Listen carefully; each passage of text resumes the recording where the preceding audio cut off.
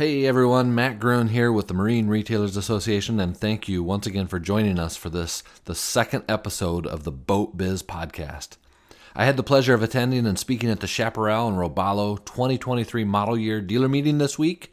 It was great to see so many of you guys out there, our dealer friends, our industry partners, and I was really honored that Chaparral and Robalo company leaders Pegg and Baldree carved out some time to sit down with me to discuss the meeting, to discuss some of the prevalent supply chain issues, and to discuss their relationship-focused approach to the boat business. I think you'll enjoy hearing these insights. Thanks again for tuning in. The Boat Biz Podcast with the MRAA. We have some incredible content lined up for you with this podcast that we're going to be delivering industry updates, insights that boat dealers need to be aware of, opportunities that dealers can take advantage of, and our favorite part here at the MRAA, actionable ideas that you can implement. First and foremost priority for us in everything that we do here at the MRAA is to deliver on our mission. And that mission is really to recognize that if our industry is going to be successful, our dealers have to be successful. So we drive the success of our dealers. It's something we're very passionate about here. And the way that we look at things around here, it's always a great time to be in the boat biz. Welcome, everybody, to the second episode of the Boat Biz Podcast. Thanks for joining us here. Today, we are joined by our good friends Pegg, the founder of Chaparral Boats, and Baldree, a senior vice president at Chaparral and Robalo Boats. Welcome. Thank you. Thank you, Matt. You bet. Let's kick this off. Let's start a little bit with just a little bit of personal background so our audience can learn a little bit about you. Buck, why don't you kick us off? Well, basically, I was raised in Michigan and moved to Florida at about 15. So I was raised on a lake in Michigan. When I moved to Florida, I lived on the intercoastal waterway. So I've been boating all my life, virtually from 2 years old forward. So, wow, it's a long time in the industry. What landed you in the industry from a professional standpoint? From a professional standpoint, I think I was 21 years old when I started building fiberglass parts. And that morphed into building fiberglass boats. In 1965, we built our first Chaparral, which was our own product and our own boat. And from there, we've grown to where we are today. Wow, coming up on 60 years. That's right, Chaparral. 58 years. That's awesome. Congratulations. And 80th birthday here just a couple weeks ago.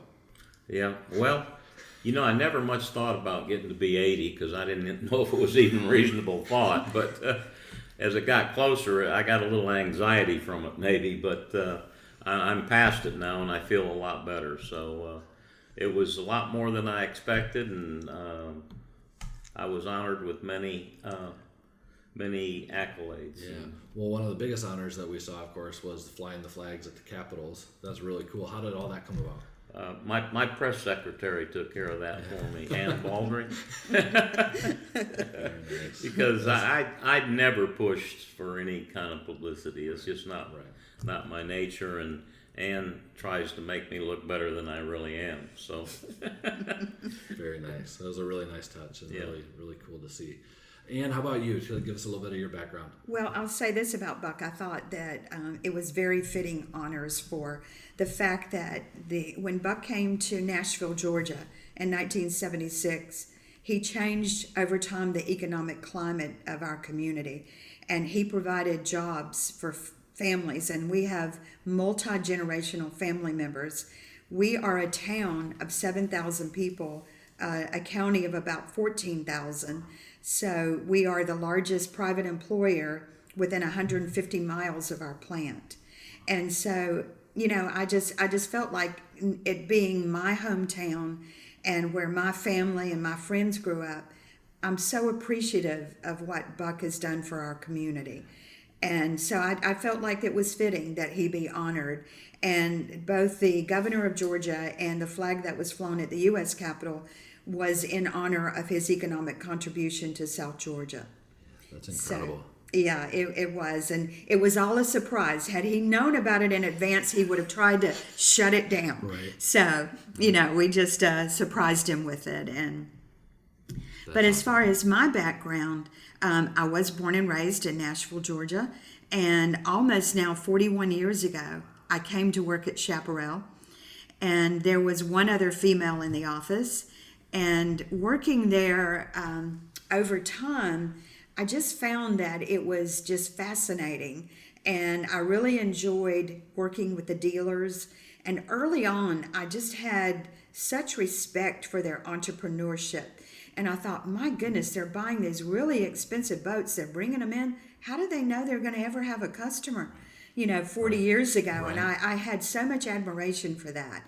And over time, we've built these relationships with our family of dealers. And it's just been so rewarding to me and to be a part of that. And, I think as you work in a company, you ultimately realize where your passion lies.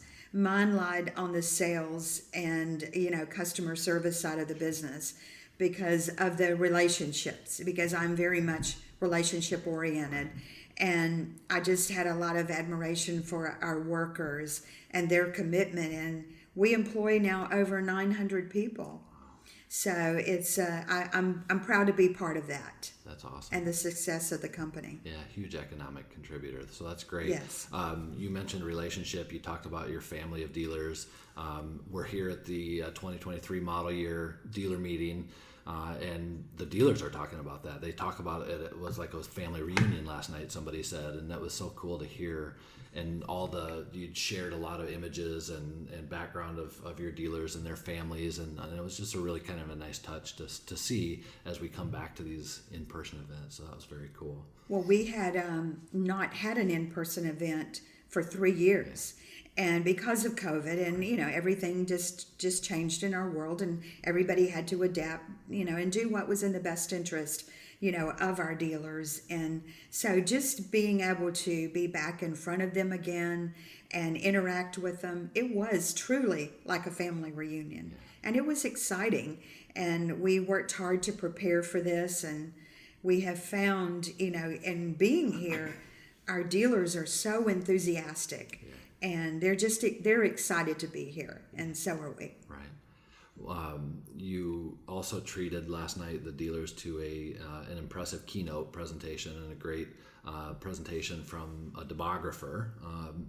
One of the things that he talked about last night was the future and the significance of women in leadership, and particularly women in leadership in the boating industry. You've been an incredible role model of that for 41 years now, you said, right? You also recognized as a Marine Industry Darling Briggs Woman of the Year recipient a few years back. Talk a little bit about that, the significance of women in leadership and the role that women play in our industry and leading our industry into the future. I'm beginning to see a lot more acceptance of women in our industry. When I first started and I was going to meetings or events, it was very rare to see another female. And you just felt like you had to really adapt to a very male-dominated industry. But in the last few years, I've seen a shift with that. With the CEO of Volvo, the CEO of Brunswick, a lot of the women now who are presidents of boat companies. And, I serve on the NMMA board and the BMD board, and we have more female influence on that too. And we also are very strong in mentorship programs for other women in the industry to encourage them and let them know there's nothing to fear in our industry, because I think we bring something unique. And women have a wonderful work ethic, great attention to detail, and mostly are very compassionate. So I think it's important what we bring, and we are encouraging as a group of women in the marine industry to recruit more women and be confident. And I'm very proud to say that just this past week we announced that 2 females of our company have just been made co-managers of a plant. And we've never had female plant managers in the history of our company. Wow. And so that's another milestone for Chaparral and Robalo boats. Right. Well, I do want to just express my appreciation and thank you for the leadership that you've shown. I know that it's prevalent here, of course, and it's coming out in what's happening with those decisions and the plant managers. It comes out through the industry and what we see, the time and energy that you put into programs like the American Boating Congress, the relationship you have with your dealers. It's very impressive, and the dealers acknowledge it as well. The dealers love coming here. The dealers have been raving about what they've experienced at this event and with their relationship with you all. So kudos to you for that. Thank you. Let's shift a little bit and talk about the model year 2023. Tell us a little bit about what's new, what's exciting, and taking us into that year. Well, last year we did the 360, and which was a huge product. So we did more products this year than we've done in the past, and we have 3 new models down there. We have the 272 that we're replacing with the 270, which is a 27-foot open fisherman center console, and we'll be replacing 2 other models we have 24-foot in the lineup center console, and it'll be replaced with a 25-foot that's just an outstanding boat, one of the best boats I think we've ever produced. The styling is just fantastic on it, and the performance is there too, which is so critical in a fishing boat. You can make them pretty, but they have to ride good too. Right. And then following up on the end of that is the brand new OSX 25-foot outboard, and it's been a huge success. It hit all the buttons we needed to hit with storage and interior and seating, and it's going to be a huge success for us. Yeah, that's awesome. So what's impressive to me about it is, we've been through a lot over the last 2 or 3 years, and the amount of pressure on everybody and so forth, but you still have the innovation, you still have the new product development approach to be able to come out and respond and be ready to go with some new product for the year ahead.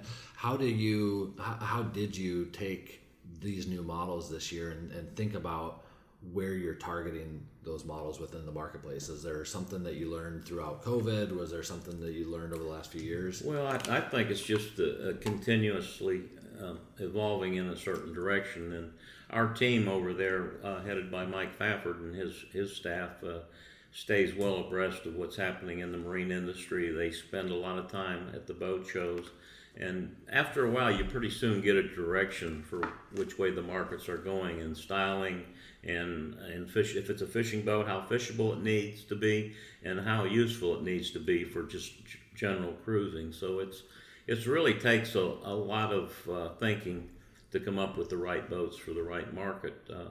The 25 is definitely a huge benefit for us. The OSX, it offers, outboards are becoming still more popular than ever, even inland now. The boat is great for the intercoastal ocean or in inland lakes, and it's just going to be a huge success. That's awesome. So far, how has the dealer response been to what we've been seeing? I would say it's been best we've ever had. And I think they're probably the best boats that we've ever produced, That's great. And we just need to get in production on them. That's the next big step. We're only halfway there right now. So yeah, very nice. The enthusiasm of the dealers about the product and the full lineup, because with Chaparral and Robalo, I'm very proud to say that with Chaparral, between our outboards and our stern drives, and we have the wake surfing boat series that we have #1 market share nationally. And that's quite an achievement. There's a lot of competition out there, but it speaks to our product and our distribution. So we've always touted that we had the finest dealer network in the world. Right. And with the Robalo line, we're consistently in the top 3 in market share, which is a very competitive market. But we, our product, we always say, is king. And then, our distribution is equally important.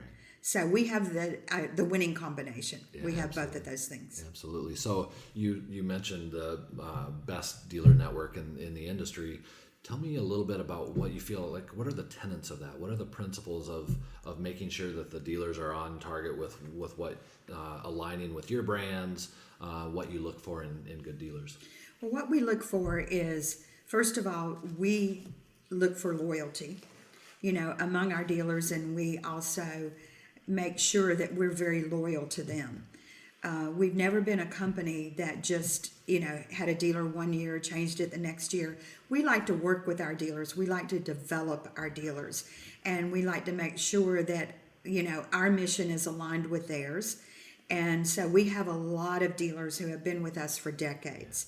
And I think that's really important because they develop the brand in their markets. And so they have that customer loyalty. We have a huge amount of repeat buyers that come back to that dealer to trade up or, get, another boat model or whatever suits their needs. And so I think it's a lot of it is that. And we have always put a lot of emphasis on customer satisfaction. For 15 straight years, our company has been a recipient of the NMMA CSI Awards, and we incentivize our dealers financially to focus on good customer service. And I think that is absolutely the key. So if you have a network of dealers that are focused on taking care of the customer, then that customer is going to be happy. They're going to come back, and they're going to refer their friends and their family and to that dealer and to our brand. And I guess tagging on to that, we are really committed to the MRAA dealer certification program.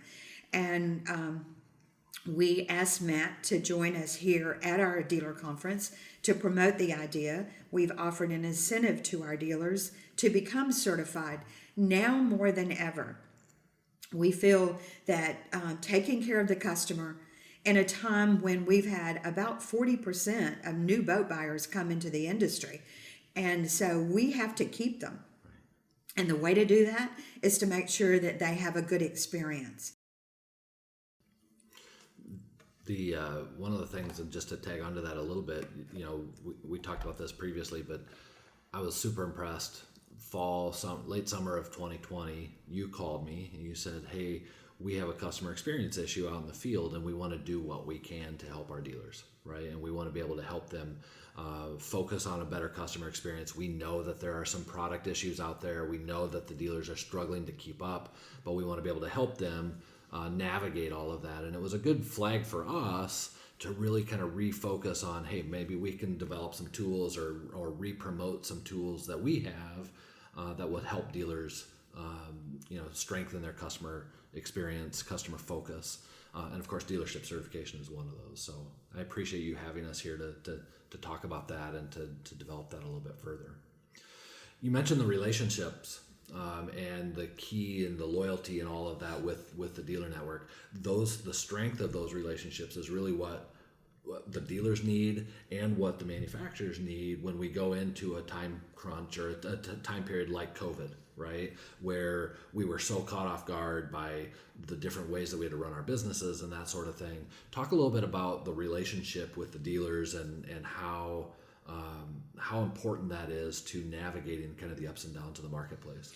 Well, we're very proud of the fact, if you want to look back on the 2008-2009 time frame, when the world was hit with a huge recession, and it was deep, and it was very impactful, and to our entire industry. And we as a company decided early on, we got ahead of it, that we were going to help our dealers get rid of product. So if my memory serves me correctly, we dedicated $13 or $14 million to incentives to get, to relieve dealers of inventory. And none of our boats during the recession ever went to an auction or were compromised in any way. They went to customers through the original selling dealer, or if the dealer went out of business, we transferred the inventory. So we still have a huge amount of loyalty from our dealers who were there with us during that time. And so I think that they know that in good times or bad times, that as a company, we are financially sound and that we're going to be there for them. And we feel like the opportunity now is there is simply no field inventory. So we are strategizing about how we're going to replenish inventory, get it back into the dealer's hands, and they're able to, show the full product line. And we do encourage that, to stock and have the full product line. We also encourage them to continue to promote and go to boat shows. Customer engagement, I don't think, has ever been more important. So we don't want them to abandon ideas of the past just because the last 2 years have been very different. And there's been less customer engagement and more selling forward and, selling through, the internet and all of those things are good. Those are new good tools, but don't abandon what's worked in the past. And that is true customer engagement. So we feel that it will take somewhere between 14, maybe 18 months to replenish acceptable levels of dealer inventory. And our dealers are fully committed. They're ready for product. Right. And, they're tired of selling from an empty shelf. Right. And they're ready to get back to some sort of new normal as it relates to inventory. Right. Yeah, so you mentioned the Great Recession. Industry lost about 35% of our dealerships. So you're right, it was a deep, dark time for us as an industry. But let's translate that a little bit to the last couple of years, and Buck, talk a little bit about how did you navigate the COVID scenario, right? We came into early 2020, too much inventory. Very soon after that, we didn't have enough inventory. And just mentioned this, but we're still struggling to get caught up. Talk a little bit about how you managed all of the ups and downs and the craziness of that COVID period. It wasn't easy, I can tell you. I had a lot of people call me. I've been in the business forever, and so they called me to see how you're supposed to do that. And I told them I didn't have anything in my playbook on this one. So obviously it was something entirely different that we never had to deal with. I mean, we've been through recessions, we know how to handle that, but this COVID thing was absolutely the worst thing. And the complications from it was with the supply chain. At first, it didn't affect us very much because the orders weren't strong. But after about 2 months of being the COVID virus being out there, people decided that they wanted to get out and spend some money and get on the water where they could, get separated from people enough not to get the virus or pass it on. And so our business just took off like crazy. And I don't think anybody was prepared for it. It was just going to continue to slow down, and nobody expected the response. But I guess we should have known better than that, because it does come back, and when people if they have excess money, they're gonna spend it and put it into something they enjoy. And so we were the recipient of a lot of sales because of the COVID virus, and it kept us, the boat companies, from boat dealers and boat manufacturers, from going in a recession, because the way it felt at the end of 2019 was that we were headed into some sort of recession. All the dealers' inventories were full, boats were selling fair at best, and that whole inventory was probably gone within 5 months. And then the pressure was on us to build more boats, and the supply chain was in really bad shape. And I think it was really hard for us to deal with from the standpoint, we do everything with a process and procedure. Our boats run down a line, and I call it intuitive manufacturing, where you always have a boat in front of you you're supposed to be working on. You don't have to look at a piece of paper or anything. There's a boat sitting there for you to work on, and that's the next boat. And if you build 8 times a day, that spot will be filled again. And so without parts in that, it became a lot more confusing. When a boat came to a station to complete the process on them, you couldn't do it. Some piece was left off, and so the boat would go on down the production line. And obviously that's not a good situation, because you have the labor available at that time to build the boat, but you don't have the part. So that's a step backwards right there. But it got to where, it was the difficulty in building boats was almost surmountable. I mean, it was ridiculous. So, at first you'd push out maybe 5 out of a week's manufacturing, and it got as much as 50, 60, 70% at times based on the availability of parts. Wow. And really we set up processes to bring the boats back. At first we tried to work on them on the yard, which was a disaster because of the weather conditions and so forth, and the heat and people getting up in the boats after they're completed was a real tragedy, because the more damage gets done and you don't really know what you're sending out. And so we reverted to a process where we bring the boats back inside, pull the covers off them, go through and put all the parts in that are needed, and go through a quality control process again before we send them out. And at that point, I think it really helped the dealers out and helped us out by being able to send in a product the way it's supposed to come in. But it was a struggle, and it continues today to be a struggle. Yeah. Well, I can tell you from the sales side of everything, we made the decision going into now our third model year of allocations, because we didn't want to disappoint our dealers or our customers. So we felt that it was better to tell the dealers what we could build for them so they could sell forward with a specific product and at a specific price. And so that has worked well for us, but we were very careful to equitably allocate to all of our dealers.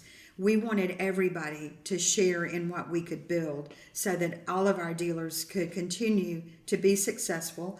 And we had absolutely no fallout of our dealer network during the last 3 years because of how we did fairly allocate. And that's worked out well for us. And, although we were faced as a company with multiple price increases, from vendors because of additional labor costs, inefficiencies, shipping costs, etc. We know that there was an escalating price within our industry, but as best we could, we held those prices, guaranteed them for pre-sold boats that we had allocated, and worked very closely with our dealers. And never before had it been as important to constantly communicate.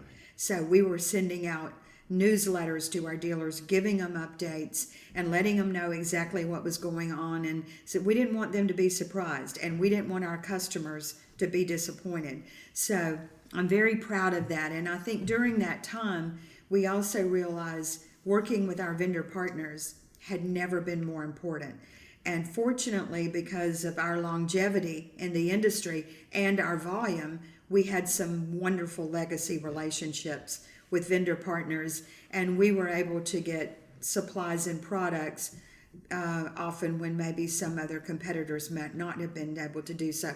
Although, no doubt, nobody can say they were immune from supply chain issues, and we still are. And we wish we had that crystal ball that would tell us, when things are going to get better. But, as major suppliers will tell you, they don't have that crystal ball either. Right. And, they're all working hard to manage it, but we still see that we're going to be struggling for months ahead, with dealing with supply chain issues. And so we've adjusted our production and our allocations as best we can to the product knowledge that we have. That's great. So a couple of things that I'm picking up on this. Number one, it keeps coming back to the relationships, right? I mean, you talked about the relationships with the dealers. Now you're talking about the relationships with the vendors and the communication. And I can tell you, I heard it from a dealer here at this meeting that he said, I asked him how things were going. He said, I wish I could get boats. He said, I'm having these challenges with this manufacturer over here who they'll tell me one thing and then it doesn't happen, or they'll tell me a whole shipment's coming and it never shows up or whatever. He said, but the difference is with this company, meaning Chaparral and Robalo, they're telling us what's going to happen and they're sticking to it, and that communication has been really valuable. So it was really, really good to hear, and it backs up a lot of what you're saying. But that relationship especially in these difficult times, but at all times in business, becomes critically important to the success of the manufacturing side, the dealer side, And I love to see that and hear that. So we talked a lot about the COVID stuff. You're tapping into the supply chain conversation here. You suggested this a few minutes ago, but the 14 to 18 months outlook, right, is about what we're looking at before things return to normal. That time frame, that 12 to 18 months time frame, has been something that I think we've kind of been talking about in different corners of the industry for a number of months, right? And we keep pushing that out because some of the supply chain issues just aren't solving themselves. And so hopefully we'll be able to get to that. You're looking, and just to kind of clarify on this, you're talking about the allocations, and the allocations are on par with what the dealers had last year, but it's similar to that same approach. Is that right? It is. It's exactly the same approach. The only thing that's different is that we are putting some measures in place through the production side so that we hopefully can build more product and we can introduce these new products, into our dealer network. And so we anticipate, if our plan comes together, that we would produce more boats this model year than we did last model year. And that's our plan. Great. One of the things I'm most interested in as we start to look ahead, and if the supply chain stuff starts to catch up, the manufacturing can produce more boats like that. How do you feel like we get ahead of the curve on reacclimating the dealers with managing their own inventory? Every one of the dealers here will tell you, wish I had more boats. I'm starting to get more boats, but I wish I had even more. I'm nowhere near where I was inventory wise. 2019 and whatever normal was prior to the pandemic. But how do we manage that going forward? How do we make sure that we don't overstuff the pipeline, give the dealers too many boats, that sort of thing? And we're a ways off from that, but I think it's worth talking about. Actually, that's never really been our philosophy as a company. We adjust inventory and production to individual markets, looking at analyzing the market share, what the trends are, what the size range of the boats that are selling in that market. We're very analytical in that approach. And, in the past, if we've never told a dealer, you have to buy this. But what we do is we manage it through dollar volumes and programs and incentives. And if at some point when we're no longer allocating, we would revert back to those programs and offer the incentives for stocking. And I think it's very reasonable. And I think if a dealer wants to be successful going into the future, they're going to have to readjust their thinking. They're going to have acceptable inventory. They're going to have a good representation of the model line in order for them to be successful. Because when a customer still wants to walk into a showroom or a boat show, they want to see that model. They want to touch it. They want to feel it. And the old adage, they want to kick the tires. That's not going to go away, not anytime in the near future. So we also spend a lot of time and effort with sales training. We do that annually, either regionally or we do it on the corporate level. And so we give them the tools, the information, and everything, really they need to be successful. So I think that, we're going to be fine. And I think our dealers will readjust their thinking. They'll adapt to stocking inventory again. And I think everything's going to work out well. Yeah, great. So we'll kind of wrap up here, but you alluded to next year and what dealers should be thinking about, that sort of thing. Why don't each of you take a minute here and just talk about what should dealers be thinking about as they enter into 2023, as they're planning for the year ahead, as they're looking to go into boat show season, that sort of thing. What should dealers be thinking about in managing their business, and where should they be watching for economic trends, whatever it might be? But any insights on that? Well, I think they really need to stick with the basics, and I mean it's been like you can sell anything you can get your hands on, and I think it might be that way for a little bit longer, but I think eventually it'll come back to more of a norm, and everybody will have to have all the right pieces in place so they function and operate economically, and can generate profits in a different manner, because it's just right now you just raise prices if you need more money, and I just don't think it's a good long-term plan. I think a good long-term plan is for not only manufacturers but dealers to go back to the way they do things, the set procedures on how they do things, and the economies they find from that. And I think it's going to be very critical, because this is a unique situation right now, and it's something that I've never seen before. Really hope never see it again. As much business as potentially we have that we can't supply, but For sure. But so I think it's going to be important to get back to the basics, and if they don't have the boats in inventory, I think someone will. And so I don't think not having boats in inventory is a good solution, Right. because someone's going to sell a boat. For sure. I think your dealers would agree with you on that. Well, we profile our customer base as well, through our customer satisfaction program.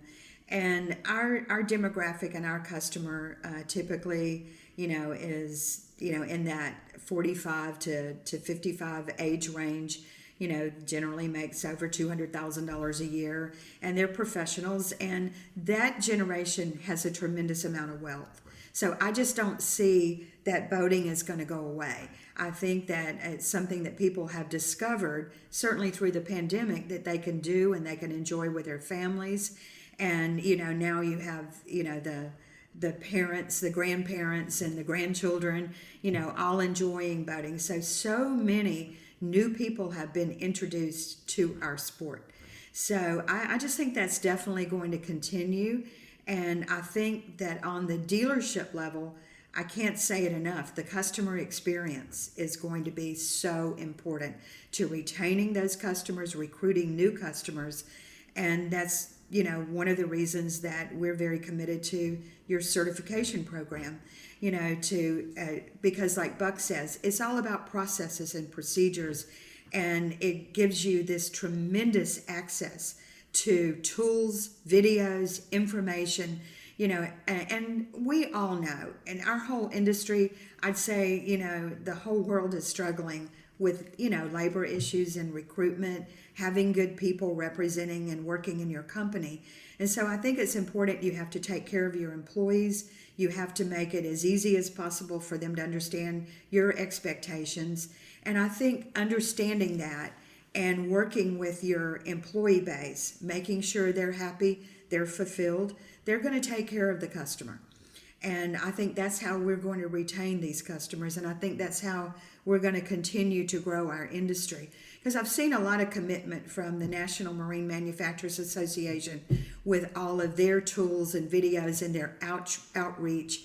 And, we have an emerging population of Hispanics and, a lot of new marketing that we can do, and a lot of customer base that in the past has been untapped. So I think between the MRAA, between the NMMA, between our dealers, that, we're going to continue to grow our industry. And I feel, like our future is really bright in the marine industry.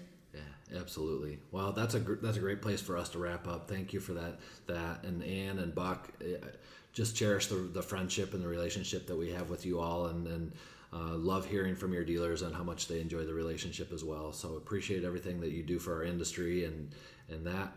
I appreciate you taking the time to spend with me. I know it's a busy dealer meeting. I know we've got to get you guys prepped and get you on stage here in an hour or so, but thank you very much for taking the time. That is another episode of the Boat Biz Podcast. Thanks for joining us. Thank you very much, Matt. We enjoyed it. Thank you, Matt. You bet.